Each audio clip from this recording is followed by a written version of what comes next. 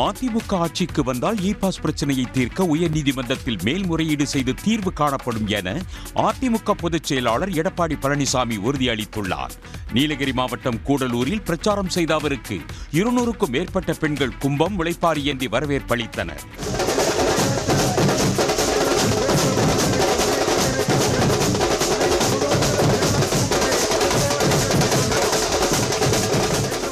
பின்னர் உரையாற்றிய பழனிசாமி கூடலூர் ஜென்ம நில பிரச்சனையை சட்ட ரீதியாக அணுகி தீர்த்து வைக்கப்படும் என்று கூறினார்.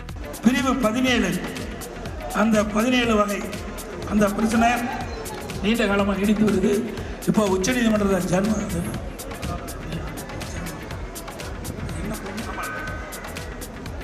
ஜென்ம பூமி அதில் இன்றைக்கு பல ஆண்டுகளாக நீங்கள் கோரிக்கை வச்சுட்டு இருக்கிறீங்க.